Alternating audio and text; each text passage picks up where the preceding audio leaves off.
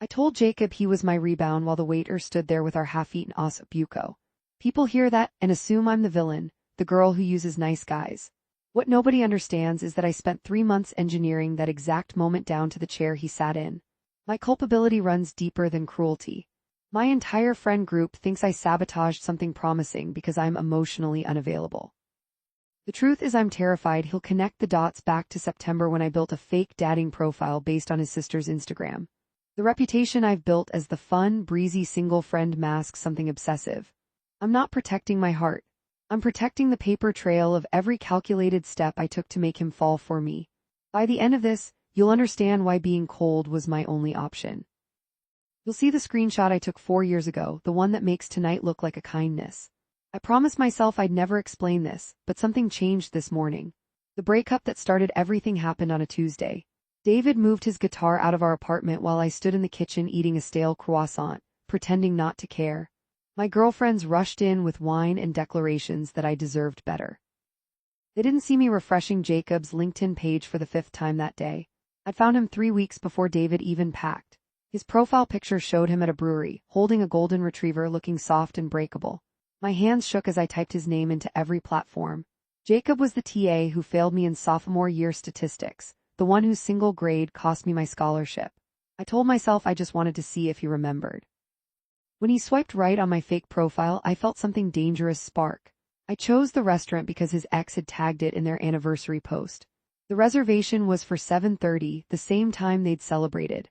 That's when I realized I was in too deep, but something kept pulling me forward. My friend Melissa called it self-care when I bought the red dress. I let her believe I was moving on. The truth was Jacob had liked a photo of a similar dress on his ex's feed 3 months after their split. I archived the post. I studied the lighting. I even matched the lipstick shade from a zoomed-in reflection in his sunglasses. When Melissa asked why I seemed so focused, I told her heartbreak makes us all a little crazy. She laughed. I told myself the same thing every night I drove past his apartment at 2 a.m. Just checking, just curious, harmless. The first time I ran into him accidentally at the coffee shop near his office, he recognized me. Not as the student he failed, but as someone vaguely familiar. My stomach dropped. He mentioned my eyes seemed sad. I almost confessed everything right there. Instead, I let him buy me a latte and walked away feeling powerful. When my coworker saw me looking at his Facebook during lunch, she joked about my research. I minimized the window, but not before she saw his name. Her smile faded. She asked if I was really over David. I laughed too loud and said I was just killing time. 2 weeks later, Jacob sent flowers, white peonies. I had to sit down, they were her favorite. I googled peony meaning and found bashful shame. I kept them in a vase until they rotted, then dried the petals in a book. The real truth hit during our 3rd date when he mentioned teaching. My throat closed. He said he left academia after a misunderstanding with a student. His voice cracked. I asked what happened, playing dumb. He changed the subject. That's when I discovered the Title IX complaint had actually worked, that I'd ruined his career. I'd filed it anonymously 4 years ago after he failed me, inventing inappropriate behavior. I never checked if it went anywhere. I assumed it died in bureaucracy. My hands trembled as I paid for our drinks. He noticed and covered them with his. Warm, trusting, I let him. My best friend Sarah cornered me after I canceled plans for the 4th time. She'd heard about Jacob from mutual friends. She asked why I never mentioned he was a former TA. I said it didn't matter. Her eyes narrowed. She pulled out her phone, opened Instagram, and showed me a photo from his sister's account. The dog in the picture was the same one from his profile. The timestamp was 3 days after I'd created my fake account. The room got very quiet. Sarah asked if Jacob knew about the account. I said of course not. She asked why I was hiding things. I told her she didn't understand. She left my apartment without another word. I spent that night deleting evidence. I erased search histories, burned the fake email account, shredded printed photos. In the morning, Jacob texted that his sister thought she recognized me from somewhere. My fingers went numb. I typed back that I had one of those faces. The lies were multiplying faster than I could track. He invited me to meet his friends. I wore the red dress. They stared. One of them, a woman with sharp eyes, asked where I went to college. I said the name of a different school. She nodded slowly. Later, she followed me to the bathroom and asked if I'd ever been to our actual campus. I said maybe for a football game. She didn't blink. Jacob drove me home, chattering about how well it went. I kissed him to stop the words. In my pocket, my phone buzzed with a message from Sarah. She'd sent a screenshot of my fake profile next to my real one. The similarities were obvious. She wrote, "You need to tell him or I will." I deleted the message and blocked her number. The restaurant was his favorite, the one he'd taken her to every birthday. I'd stolen the reservation from his calendar when he left his phone unlocked at my place. I'd pretended not to notice the code, but I'd watched him type it. 8:29. His ex's birthday. The reservation was under her name. The waiter brought the wine I'd pre-ordered, the vintage they'd shared at their 1-year anniversary. Jacob's face lit up. He said I had incredible taste. I felt the words forming in my throat like a tumor. The dinner hummed around us, couples laughing, glasses clinking. Jacob reached across the table and traced patterns on my hand. He said he was falling for me. He said I was different. He said he'd never felt this way. The os bucco sat between us, bones exposed, meat falling off. I watched his fork pierce the flesh. I thought about his hands typing that F grade. I thought about the scholarship letter. I thought about my mother crying when I had to transfer schools. I thought about the debt I'm still paying. Jacob, I said. He looked up, eyes soft. You're my rebound. The words landed like a slap. He stopped chewing. The waiter materialized with more bread. I waved him away. Jacob's jaw worked silently. I could see him trying to process it, trying to find the joke. I took a sip of wine. It tasted like vinegar. What? He finally whispered. I shrugged. You're a distraction from David. I thought you should know. He stared at me for what felt like hours. Then he stood, napkin falling from his lap. He walked out, weaving between tables, not looking back. The waiter rushed over. I told him to box everything. I ate the leftovers alone in my car, using my fingers. My phone exploded.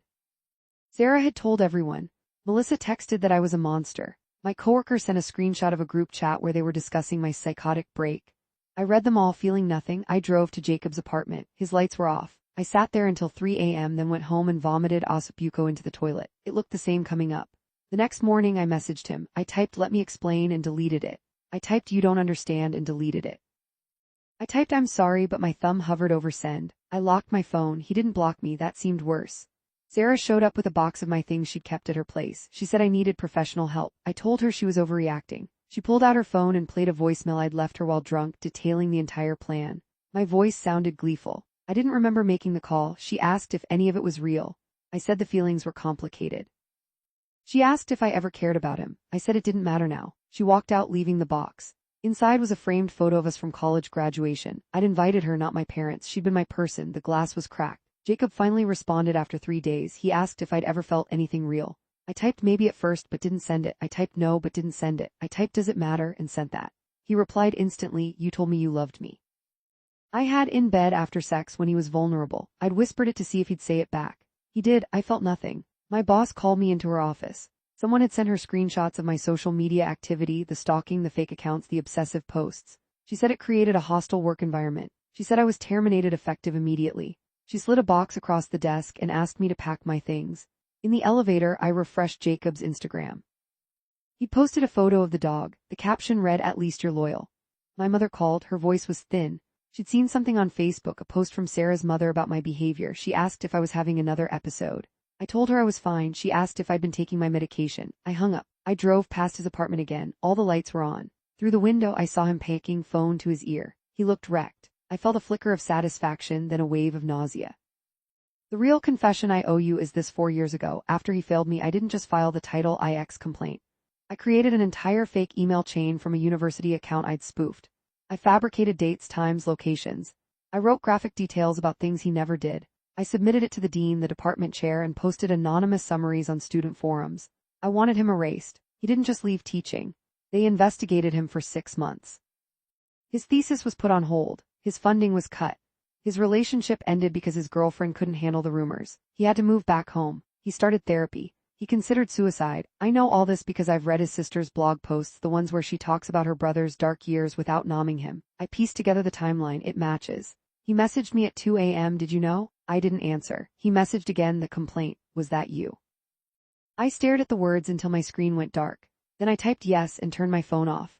When I turned it back on, there were 17 missed calls from unknown numbers, then a text from a lawyer, then a screenshot of a police report he'd filed for harassment. He'd included everything: the fake profile, the stalking, the confession about the rebound.